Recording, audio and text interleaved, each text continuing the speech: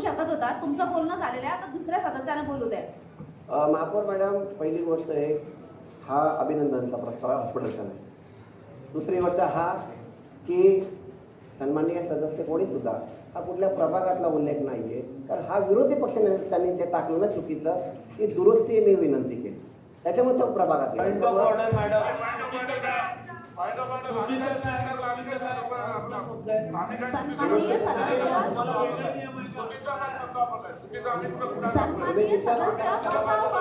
आपलं बोलून झालं म्हणून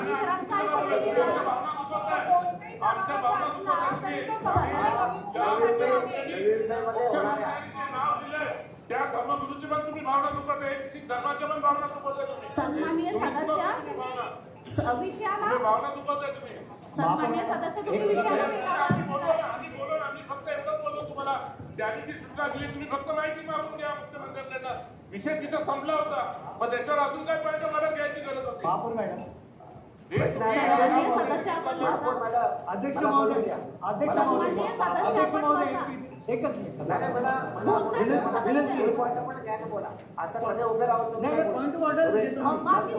बाकी सदस्यांना बसायला सांगा. ठीक आहे, point of order G.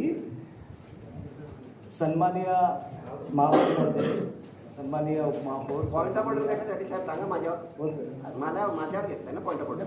Point of order सगळे उठले ऐका ना. माझ्या बोलण्यावर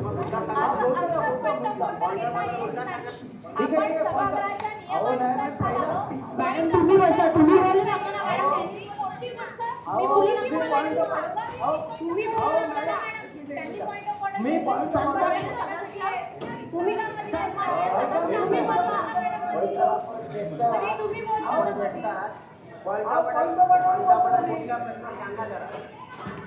सन्माननीय गौतम मॅडम,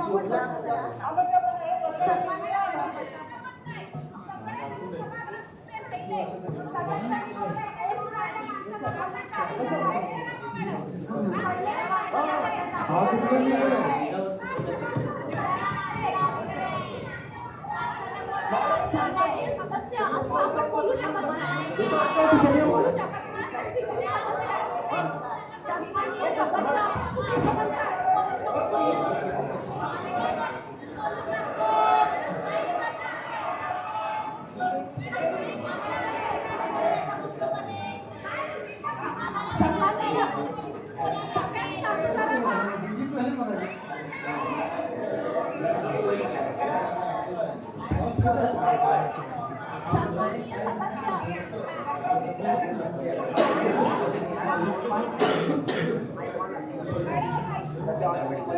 सन्माननीय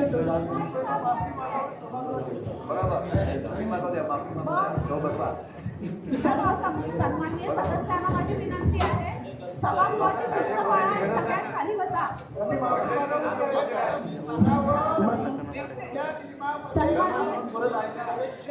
बोलू शकत नाही, ते मतदान सन्माननीय सदस्य आपल्याला त्यासाठी रोहित साहेबांनी अगोदर नसावं. तुमच्या सदस्यांना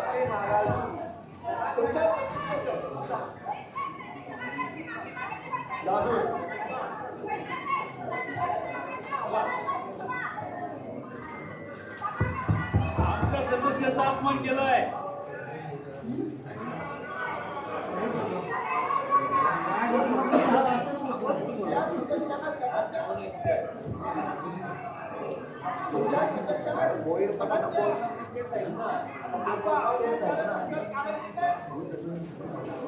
सन्माननीय सर्व सदस्यांना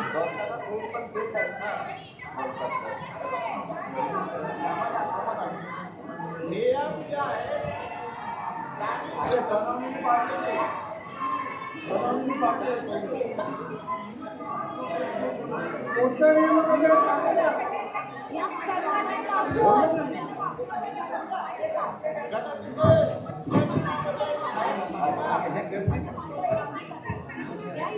सन्माननीय माननीय महापौर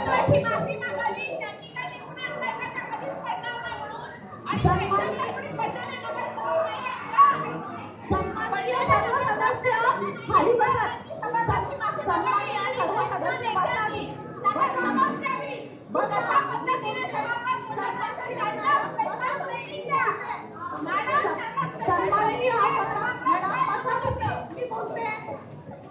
सन्माननीय आंग्रे मॅडम, सन्माननीय सर्व सदस्य बसावी.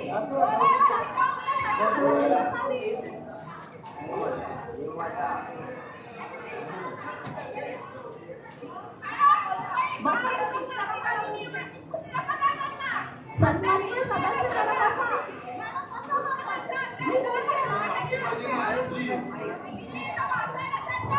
महापौर मॅडम बरोबर आहे. सन्माननीय सदस्य आंग्रे मॅडम, आता ज्या सन्माननीय सदस्यांनी सांगितलं आंग्रे मॅडम, आपण फार चुकीचं बोलताय. सभागृहात एक तर कोणाला उद्देशून बोलायचं नसतं. इथं अध्यक्ष म्हणून मला उद्देशून बोला. आणि जे आपण बोललात आपलेही स्वीकृत सदस्य आहेत, स्वीकृत सदस्यांना बोलण्याचा अधिकार नाही असं कोणी सांगितलं आपल्याला? स्वीकृत सदस्य सभागृहात बोलू शकतात, फक्त मत मांडू शकत, मतासाठी हात वर करू शकत नाही.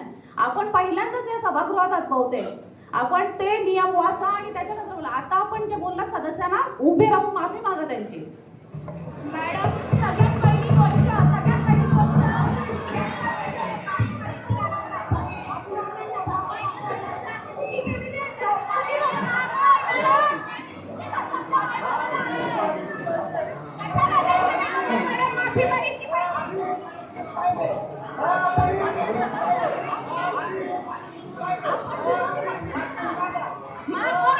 विरोधी पक्षनेते सुद्धा पडले आहेत.